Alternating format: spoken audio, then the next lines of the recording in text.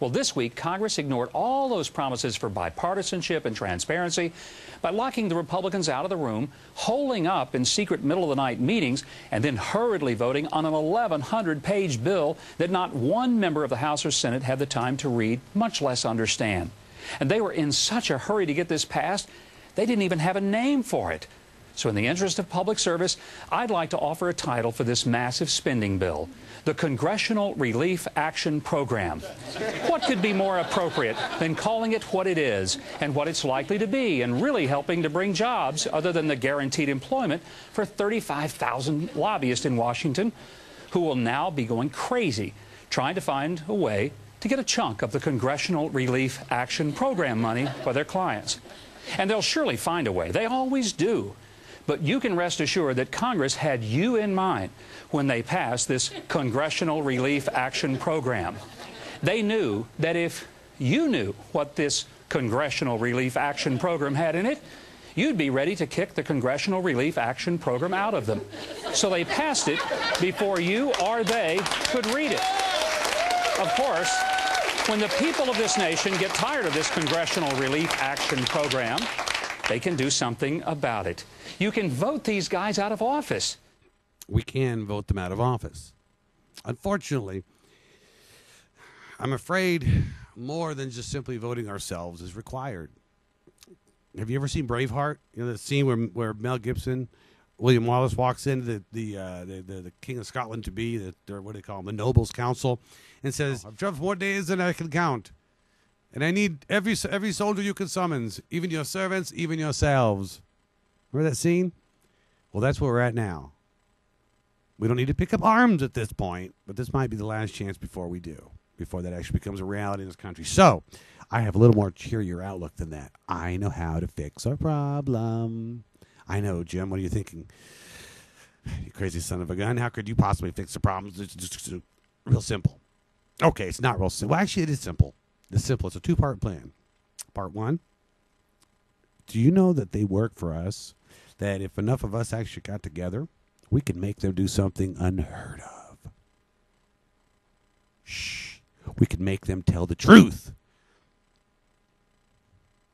Our congressmen and our senators and our spokespeople and even our president lie to us all the time. Now, we all know that. We all accept that. Like, you know, so what? Big deal. The president, politician doesn't lie.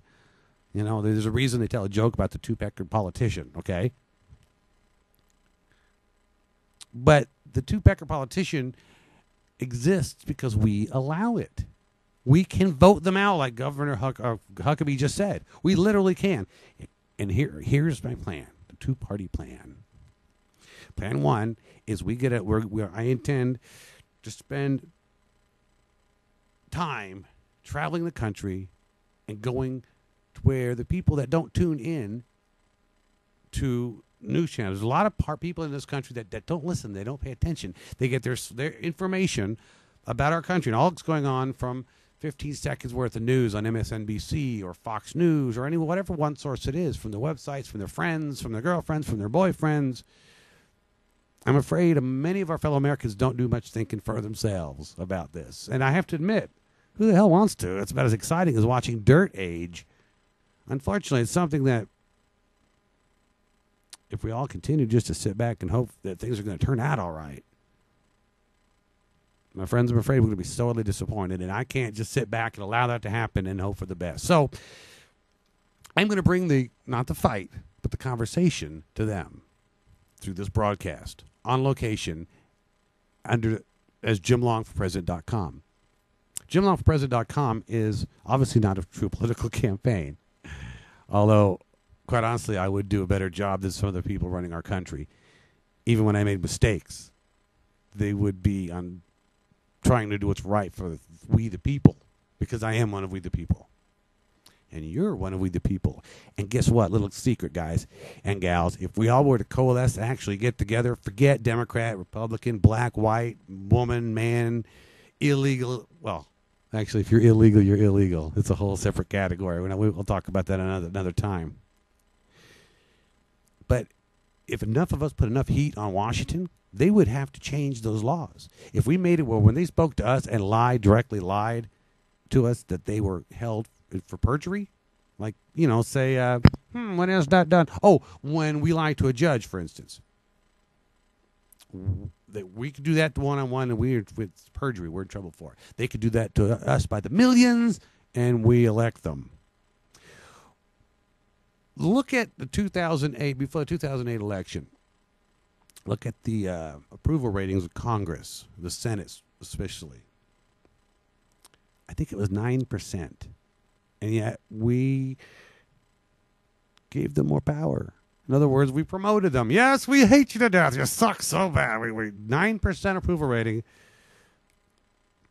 But enough of us voted to give them more power. And I don't think that those are educated votes. I think that part one of my plan is to educate, is to take this program out into the public, we the people. Jim Long presents We the People. I'm going to bring my cameras to as many venues as I can, as often as I can, as big of venues as I can, and I'm going to give the American people that we hear so much, that they care about us so much on television all the time, I'm going to give you equal time.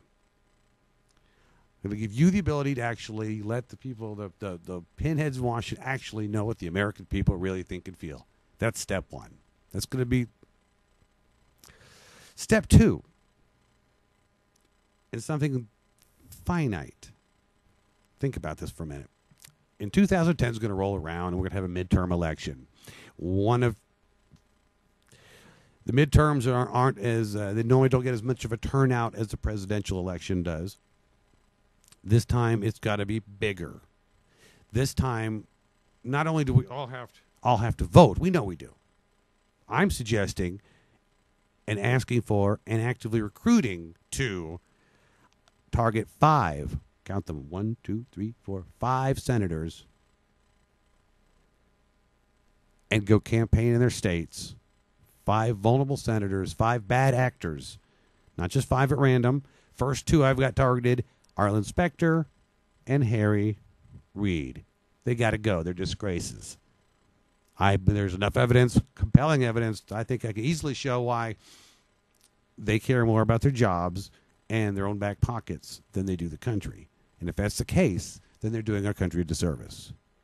And this part 2 of the plan, so therefore, is me, you, and your friend, and their friends, and we grow this out over the next several months. And in 2010, before the election, we take a trip. We take 5 trips, actually, send teams to the 5 states and actively campaign against these bad actors. And this is not a Democrat thing. This is not a Republican thing. This is a good for the country thing. And here's why would we want to do that, Jim? Why would we want to, why do we want to go to Disney World? Why the hell do we want to go to Pennsylvania, to Harrisburg? Well, Harry the Reid lives in Nevada. He works in Nevada. There's reasons to go there. But that ain't why you go. No. Here's the thing. Be part of history. Take your wife, your kids, your family, as many friends as you can gather. Organize a vacation, and don't go to the beach. Certainly, don't go to another country. Be part of history, and let's take 5 of these SOBs out. And I mean, take them out, as in out of here, Harry, out of here, Arlen, and 3 others. What this would do? First, it would send a shockwave to the rest of our representatives, don't you think? Think about that for a minute. If we, the people that they talk about so often, actually spoke, actually got enough of us together to do something like this, to unseat people that have been in power for 20 years and 30 years, people that have no idea what a gallon of gas would, that haven't pumped a gallon of gas. Let me put it this way. Last time, some of those people that are in Washington, last time they powered their own transportation, they were feeding a horse. Okay? At least that's what I believe. Most of them are millionaires, and the decisions they make don't affect them. They sure as hell affect us. They pass bills without even reading them. Whether you vote for or against something. How do you vote for something you haven't read and don't understand? Especially when it cost $787 billion. I know I'm not alone on this. I've already done some test marketing, bringing my cameras out in public and talk to folks about it.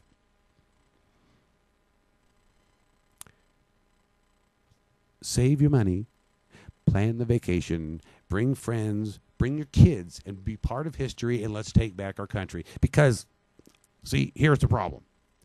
He has no firewall. There's a reason our government was set up the way it was, and now there is no firewall. Firewall? Do I have to explain that? I mean, in other words, they can get through any legislation pretty much that they want.